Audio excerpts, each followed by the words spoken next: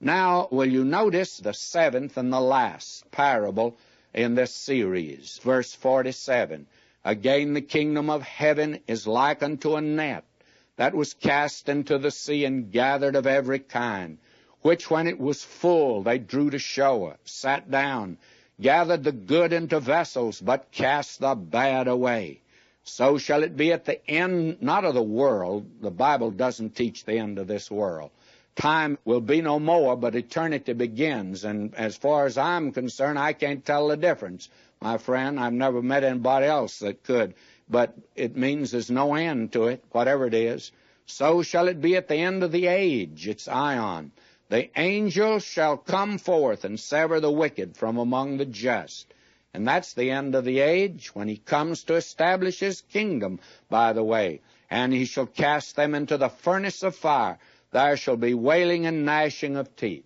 Our Lord makes it clear in this section that it's a terrible thing to be lost.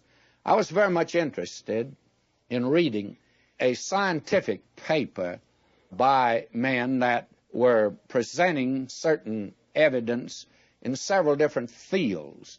And the point was they were not sure exactly what the atom blast would do. They were not sure whether germ warfare would do this. They were not sure what the effect of the pill. There were many things.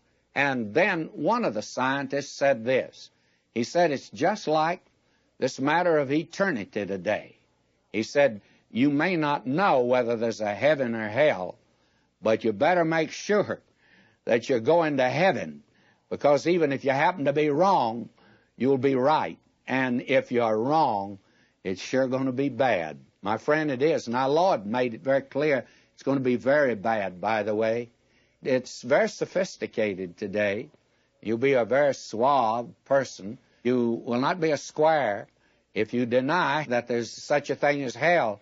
But my brother, my sister, you don't know a thing in the world about it, really, do you? You say, well, you don't either. Only what's in this book. And since this book has been so accurate, and in my own life, I've proven it true, I take it for granted that this is accurate, and I work on that premise. And I think it's more than a premise. My friend, if you were told a hurricane was going to hit your town wherever you are, what would you do? Well, if you were given the information, why, you might have somebody come along and say, they said that 10 years ago and no hurricane came. And you could say, well, they might have been wrong 10 years ago, but they could be right this time. I think I'll go to a storm cellar.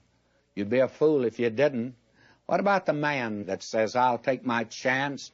Be too bad if you're wrong, brother. Our Lord is making that clear in this section here.